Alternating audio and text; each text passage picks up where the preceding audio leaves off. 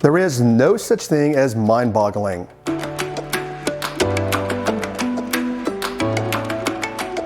My brother-in-law, my sister's husband, is a shaman. Now, if you've never heard of a shaman before, shamans were, in Native American times, they were the medicine men in Native American tribes.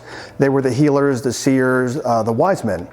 My brother-in-law and I were talking one day, and he said to me, he said, anything that you perceive as mind-boggling goes against your personal structure. Now, what he meant by that is anything that I perceive as mind-boggling goes against the way that I have my entire life organized in my mind. Now, how does this pertain to you? Let's bring this down to ground level and let's actually change the word mind-boggling to impossible. Anything that you think is impossible, it doesn't mean that it's impossible, because many things that you think are impossible, other people are out there doing. Anything that you think is impossible simply goes against your personal structure. So hopefully you're realizing, and perhaps you've thought about this in the past, that anything that's impossible for you is not. Because what one person can do, a second person can do. So a question for you: do you work from resignation, or do you work from possibility?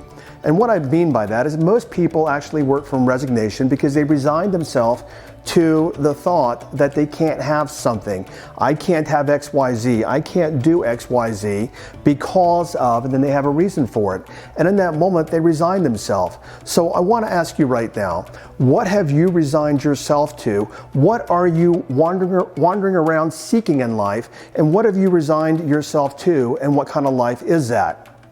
What I've noticed is that many people resign themselves to a life of, let me give you a metaphor here instead. Let's say that I was to take you to a really nice buffet. And I said, you know what, we're at the Four Seasons or the Ritz-Carlton, they've got an amazing buffet here. Go to the buffet and get whatever you want. And you know, they might have king crab legs and all this amazing food.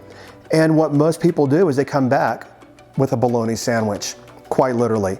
So because that's what they've resigned themselves to. So what have you resigned yourself to in your life because of your personal structure? Take a second to think about that for a moment and look at your entire life.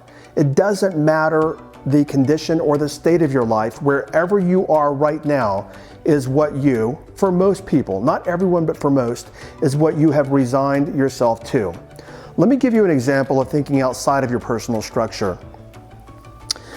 Cousin of mine, many years ago, my sisters and I, we used to go over to our mom's and we'd hang out on Friday afternoon just to catch up with mom. And a cousin of ours, she's always worked minimum wage jobs for years, moved apartments, never stable job history, never stable rent history, and always had money problems. And one day when we were at mom's, she drives up in her brand new car and she honks the horn. And I'm going to tell you why this pertains to me as well, is she was all proud of her brand new car and I'm glad that she got it.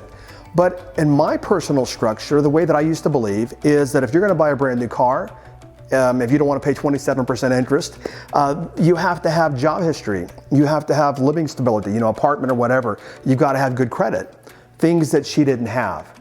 Now, what I'm going to share with you here, I did not say this, and it was all in good fun, but one of my sisters said this. When my cousin left in her new car, I looked at my sister and I said, well, how did she afford a new car? Because again, it went against my personal structure. And my sister very nonchalantly said, oh, that's easy. She's too stupid to know that she couldn't do it. Now, that's obviously, I'm being jovial about that, but what I want you to take away from that is that anything that's impossible for you or mind-boggling is because you deem it to be impossible or mind-boggling for you. It's as simple as that.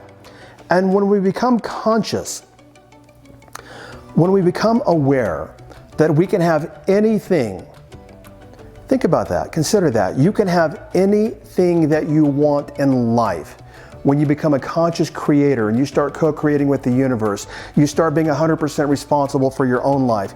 You start actually working from possibility as opposed to resignation in your past. When you become that conscious person, you will find very quickly that anything and everything that you want in life becomes possible for you. And by the way, that's not rah-rah motivation and you can do it and you can win.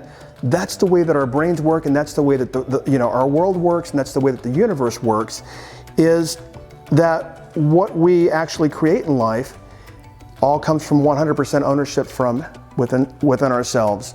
Now in this video, we've just touched upon it, and I want to take you a lot deeper. So click the link and actually go listen to the podcast episode where I talk about this and take you even deeper so that you can live from a place of 100% possible 100% of the time, as opposed to the resignation that you've been living from in the past.